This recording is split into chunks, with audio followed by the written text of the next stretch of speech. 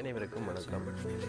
நம்ம இன்றைக்கு பார்க்குற விடயம் என்னன்னு சொன்னால், ஒரு க்ரீன் நெட், அதாவது ஒரு மூடிய ஒரு க்ரீன் நெட்னு சொல்லுவாங்க. இந்த க்ரீன் நெட் ஹவுஸுக்குள்ளே வந்து எப்படி தோட்டங்களை பயிர்களை மேற்கொள்வதுன்னு சொல்லி பார்க்க போகிறோம். இது ஒரு பெரிய பாரிய அளவில் அமைக்கப்பட்ட ஒரு க்ரீன் நெட் ஆகும். இதனுள் வந்து நிறைய பயிர்கள், அதாவது புடவலாக இருக்கலாம், அல்லது தக்காளியாக இருக்கலாம், அல்லது கத்தரியாக இருக்கலாம், அல்லது மிளகாய் இருக்கலாம், எல்லா வகையான பயிர்களையும் வந்து இதனுள் பயிர் செய்யக்கூடியதாக இருக்கும். இதில் நீங்கள் இந்த இது வந்து ஏற்கனவே நாட்டு முறை ஒன்று இது வெளியில் செய்கிறது, அதாவது சாதாரணமாக எப்படி ஒரு சாதாரண பயிர் செய்வது எப்படியும் ஒரு அதே நேரம் ஒரு க்ரீன் ஹவுஸுக்குள்ளே பயிர் செய்வதற்கு இடையிலான ஒரு வித்தியாசங்களை வந்து நம்ம கூட பார்க்கக்கூடியதாக இருக்கும். இதில் வெளியில் பயிர் செய்வதனூடாக வந்து அதிகளவு நோய் தொற்றுகளும் கிருமிகளும் அடுத்தது பூச்சிகளின் தாக்கங்கள் வந்து அதிகளவு கூடியதாக இருக்கும். அடுத்தது இதே நேரம் வந்து நம்ம ஒரு உள்ளுக்கோ, அதாவது இந்த க்ரீன் ஹவுஸுக்குள்ள பயிர்களை மேற்கொள்ளும் பொழுது ஒரு வெளியில் நாட்டுவதை விட ஒரு அதிகளவான வளர்ச்சியையும் அது அதிகளவான நன்மையையும் ஒரு விவசாயிக்கு கொடுக்கக்கூடியதாக இருக்கின்றது. இதுகள் வந்து ஒரு நாட்டு மேடையோடு அமைக்கப்பட்டிருக்கிறது. இதில் வந்து கீரை வகைகள் பயிரப்பட்டிருக்கிறது. கீரை வகைகள் பெரும்பாலும் வெளிப்புறங்கள் நடக்கூடியதாக இருக்கும். இது உள்ளுக்கு க்ரீன் ஹவுஸ். இது க்ரீன் ஹவுஸில் வந்து மொத்தம் 2 யூனிட் இருக்கும். அதாவது நீங்கள் ஒரு ஆரம்பத்தில் முன்னுக்கு போகக்கூடியது ஒன்று, அதனூடாக பூச்சிகள் போகும் என்று அழைத்து விட்டு நீங்கள் அடுத்ததுக்குள்ளால போகலாம். அது ஒரு மிக பாதுகாப்பாக இருக்கும். இங்கே ஏற்கனவே ஒரு பைகளில் வந்து இதுக்குரிய தக்காளி கன்றுகள் நடப்பட்டுள்ளது. இந்த தக்காளி கன்றுகளை பார்த்த இது வந்து சொட்டு நீர் பாசனம், அதாவது ட்ரிப் இரிகேஷன் சிஸ்டம் முறையினூடாக இது வந்து இந்த கன்றுகள் நடப்பட்டு இதுக்குரிய நீர்ப்பாசனம் வந்து மேலே, அதாவது பைப்புகளினூடாக இந்த ட்ரிப் இரிகேஷனூடாக வந்து இதுக்கு மேற்கொள்ளப்படுகின்றது.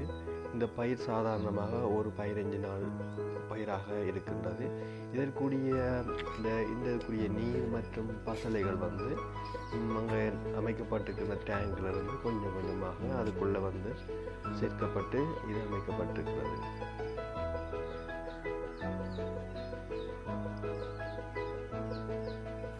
இதே அளவான ஒரு இதோடு நீங்கள் உங்கள் வீட்டில் அமைப்பதாக இருந்தால் உங்களுக்கு குறைந்தது ஒரு 5 லட்சம் தொடக்கம் 8 லட்சம் ரூபா வரையிலான செலவு உங்களுக்கு ஏற்படுத்தும்.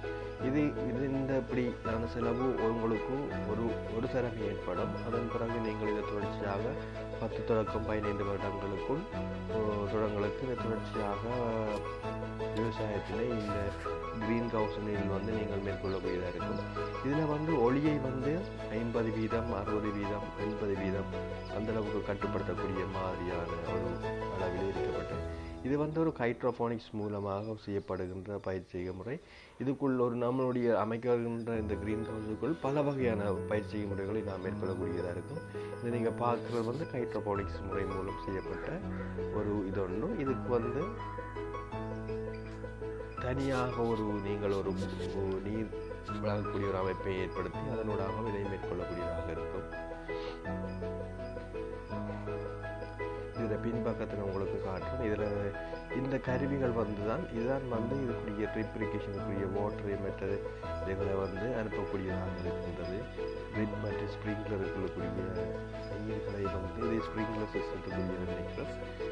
இதுதான் நம்ம உங்களுக்குரிய தோட்டத்துக்குரிய இதை வந்து கொண்டு செல்லும் மோட்டராக காணப்படுகின்றது. அடுத்த பக்கம் பார்த்தீங்கன்னா அப்படி ஒரு டேங்க் ஒன்று இருக்கிறது. இதில் சேமிக்கப்படுகின்ற நீர் தான் வந்து அங்கே உங்களுக்கு ட்ரிப் இரிகேஷனுக்கு போகும். இது வந்து சேதன உரம் பயிற்சியைக்காக எடுத்து வைக்கப்பட்டிருக்கிறது.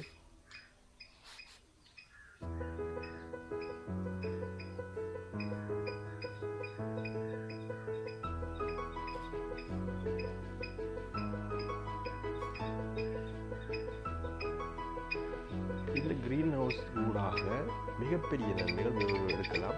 ஒன்று அதிகளவு லாபங்களை எடுக்கக்கூடியதாக இருக்கும். விளைச்சல் வந்து அதிகமாக இருக்கும். ஆனால் இதோடு மேற்கொள்வதற்குரிய சாதாரண விஷயங்களுக்கு ஆரம்ப செலவு வந்து அதிகமாகவே காணப்படும். இப்படியான ஒரு மேற்கொள்ளக்கூடிய இது